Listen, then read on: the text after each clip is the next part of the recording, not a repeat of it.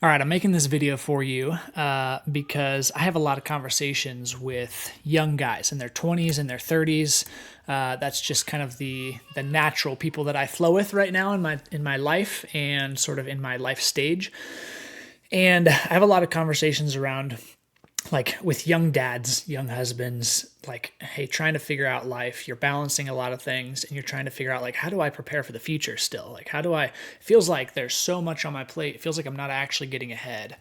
And, one of the issues right now is, social media giving out this like presence, like, man, everyone's got it figured out. You're a young business owner and you're just crushing it and you like have all this wealth built up and like all these cash flowing real estate properties and a bunch of nonsense that just doesn't, it's not real. It's not real life.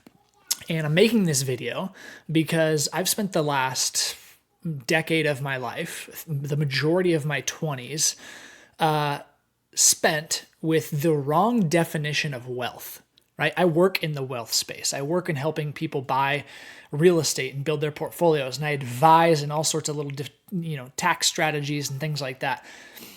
I'm familiar with what goes on. I see behind the curtain, and my definition for wealth has changed. And I regrettably have had the wrong definition for the majority of my 20s, and it steered me wrong in what I'm focusing on in life. And as my kids get a little bit older, things become a little bit clearer, I think, as we all do. We get a little bit more mature. We kind of see a little bit more of life. We handle different situations as we go through them, and we just learn lessons from that stuff. And so I want to talk to you guys about what wealth is, what it means, what the word means, wealth, so that we can have a clear definition moving forward, because it's a guiding light for young men right now. Like the social media aspect of, hey, entrepreneurism is great and it's amazing, and wealth is like the number one thing we should all be driving for. Like, if we don't have the actual right definition, we're going to miss the target. We're going to miss the destination, and you're going to find yourself at the end of your life missing the mark completely. And so in this video, I want to help as many people as possible not miss the mark completely. And I'm hoping that myself, I don't miss the mark completely. And so I'll share this kind of on the screen as well, and we'll kind of walk through this step by step. But what is wealth? What does wealth mean?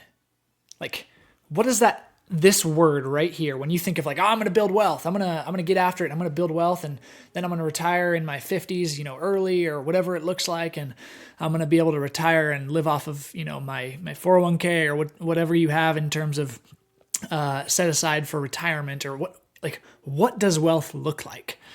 Now, for me, when I think of the word wealth, oftentimes we first think of just like financial capital, right?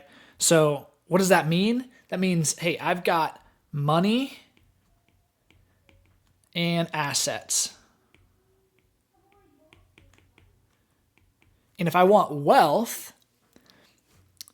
I build an abundance of money and assets. That's the financial capital piece of this. This is like, in today's world, this is what anybody is talking online about wealth, building wealth. This is what everybody is talking about. This is what they mean, right? They're saying, hey, you need to build wealth. You need to get an abundance of money and assets. Let's go buy some more real estate. Let's go buy some businesses. Let's go buy some stock. Let's go buy more gold. Let's go, right? And what is the purpose? Even if you have a great intention, what is the purpose of building wealth? By building financial capital, right? Building money and storing assets. What is the purpose of that? So I can pass it down to my kids. So I can pass it, right? He who lives an inheritance to his kids' kids. That's like, even if you have great, perfect intentions, like, yeah, we're thinking like, okay, I'm going to build a storehouse. I'm going to store a bunch of money and assets, and that's going to help supply my family and myself. And that's not like a bad thing. But this is very one-dimensional from what I've found in terms of what the word wealth actually means. So when we go back to that, what is wealth? Today, we're going to be talking about what is true wealth. because wealth is not one dimensional. This is just like sometime in the 1900s, we've just kind of given the definition of wealth to just being a oversupply, or you have excess money and assets. That's what it comes down to. It's all about the financial capital. But I'm here today to tell you that there's more dimensions of what actual wealth is, right? What is actual wealth? What does that look like? And there's more to it, okay?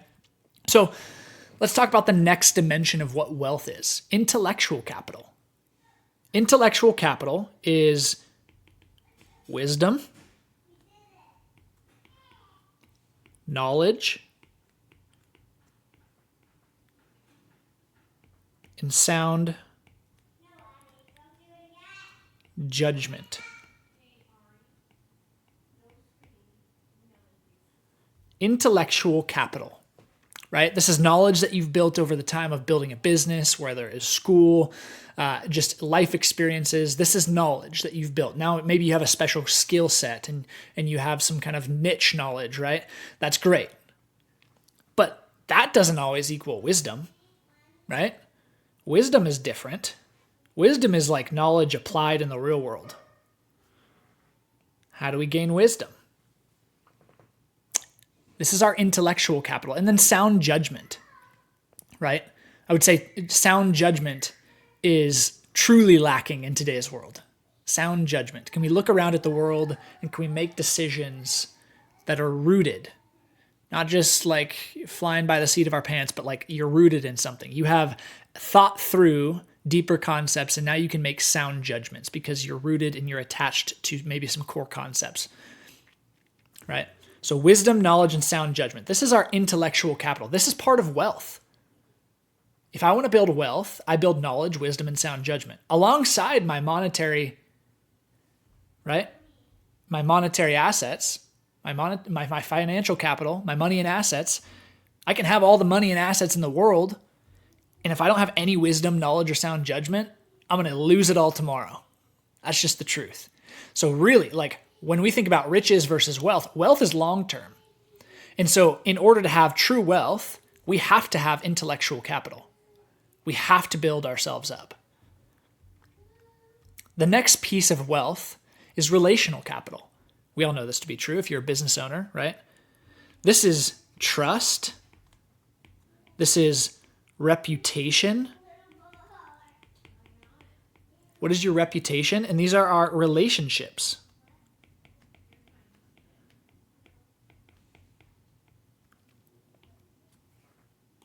Okay, this is our relational capital.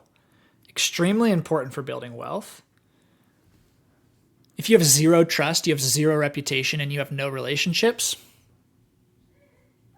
you must have just won the lottery or something, because there's no way to actually have money and assets and financial capital if we don't have relational capital. And in the same way, we can't really have relational capital unless we have wisdom, knowledge, and sound judgment.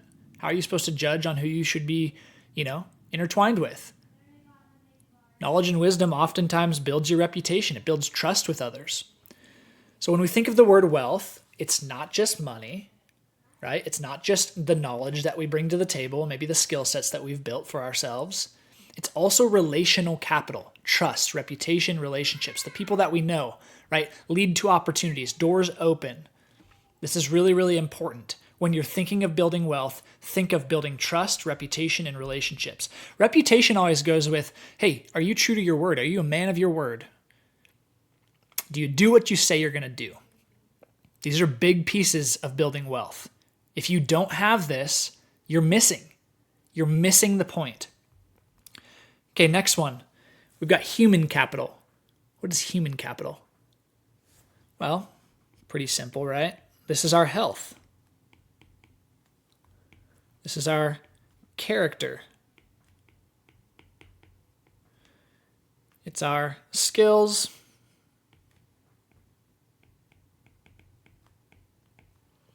This is our discipline.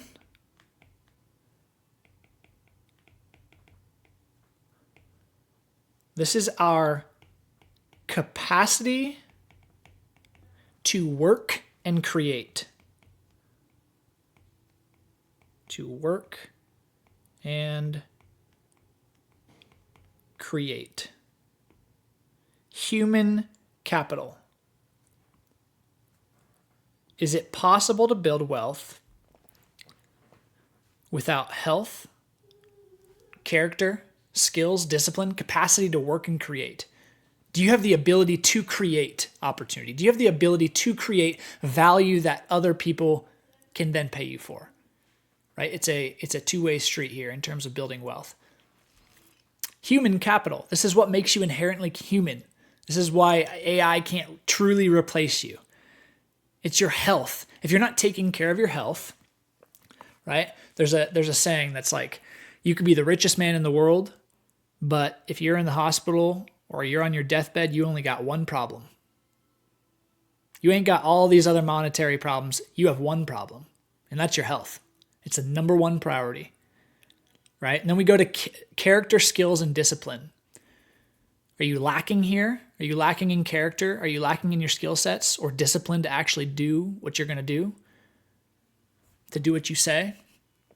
Or lastly, the capacity to work and create. When I think about passing wealth to my kids, you could pass all the monetary wealth in the world to your kids and it'll be gone in one generation. In fact, we see this over and over and over again in history, right? It's because when you pass monetary wealth to somebody and you don't build their capacity to work and create for themselves, you're literally just raising a trust fund kid and they have zero discipline, zero character, zero skill sets, and they have no capacity to work or create.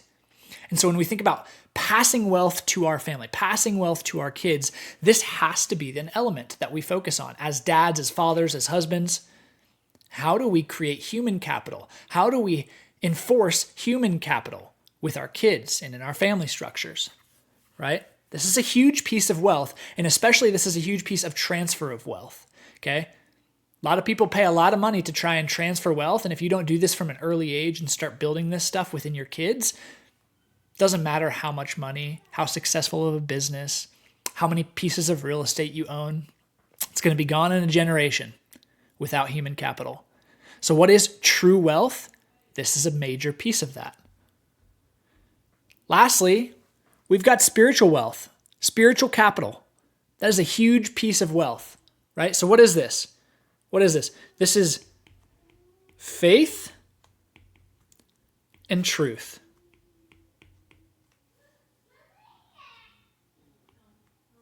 Do you have spiritual capital? Because you can have everything else that comes with wealth that we've gone over.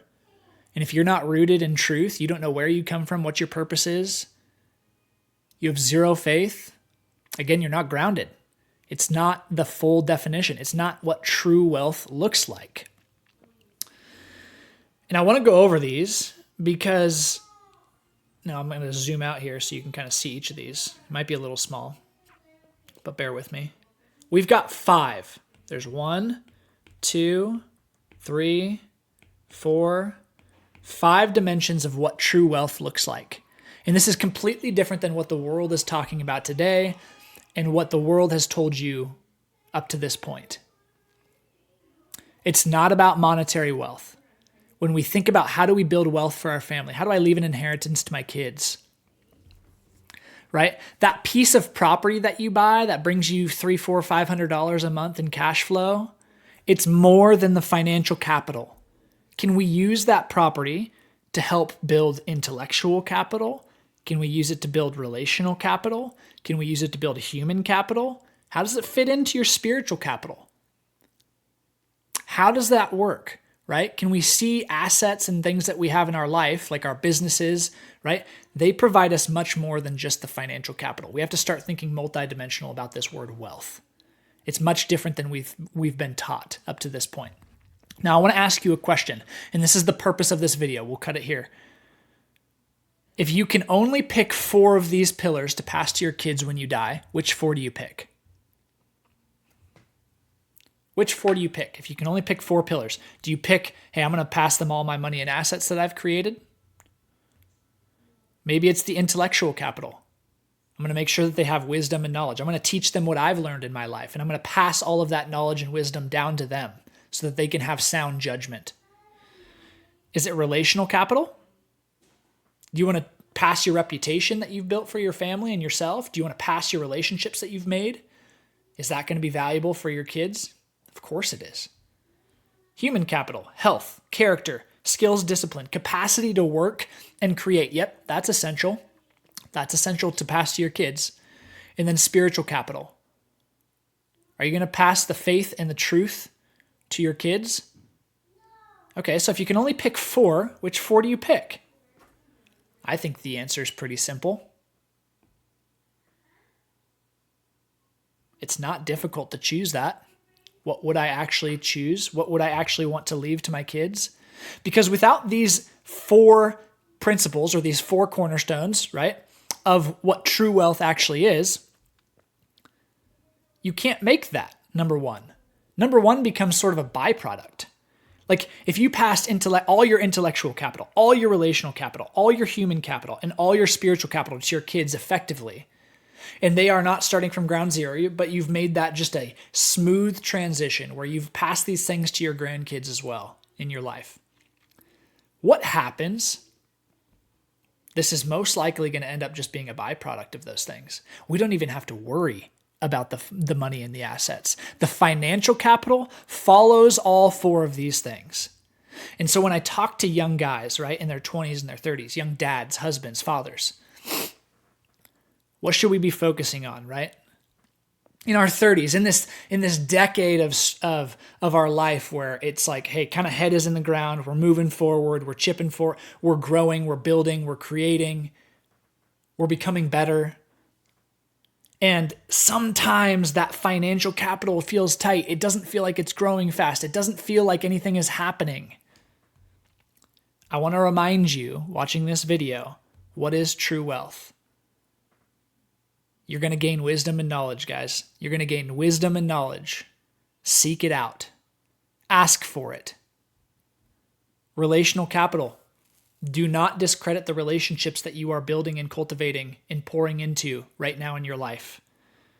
Do not discount the reputation that you are building. Every time you don't stay true to your word or you're flaky or you're whatever it looks like, that reputation, what kind of reputation are you building for yourself and for your family, for your kids and for your wife? What does that look like? Human capital. Are you taking care of your health right now? Do not put that on the back burner because once it's a problem, it is the problem, the only problem. Character, skills, discipline, capacity to work and create. Are you increasing your capacity to work and create? Or are we just kind of going through life through the freaking motions? Are we going through life and we're like not even alive? Are we actually seeking out getting better? And then lastly, guys, our spiritual capital. If we pour into building our faith and seeking truth in every area of our life, if you're in the Bible every single day and you're asking God to be a part of your life and you're making that effort and not just like in the mornings one time or on Sundays, like is God a part of your business? Is he a part of your family? Is he a part of everything that you're doing through your life? Is your prayer life kind of constant throughout the day? Are you touching base like, man, I'm headed to this meeting. I would really just give me the words to say, right? Or give me a calm spirit. Give me wisdom in this moment. Or take a pause before you have to discipline one of your kids because they're doing something, right? Like, hey, Lord, what lesson can I be teaching my kid in this moment? What can I be doing, right? Guys, this is what true wealth is. What is true wealth? It's different than what the world's telling you. It's different. And I've regrettably had the wrong definition for the last decade of my life, and it has sent me chasing into different directions that I should not have been. And if I would have known this earlier, if I would have had sort of this revelation, if I would have had the people that kind of opened my eyes to this earlier, I would be so grateful. And so that is why I'm creating this video. That's why this video is for you. Is so that you can have your eyes open to what is true wealth. What does it actually look like to build this stuff in your 30s, in your 20s, as a young family? It's not going to be about the monetary piece. The monetary piece follows. It's a byproduct. It's just an outcome. I promise it'll happen. That's okay. God supplies for you. God gives and takes. He's not going to, it doesn't mean you're going to end up the next Jeff Bezos and be a billionaire. That's not what this means. But if you were to pass those 4 things, and you didn't even have any monetary wealth at the end of your life to pass to your kids, if you passed them the other 4 things, it's all they need. That's what true wealth is.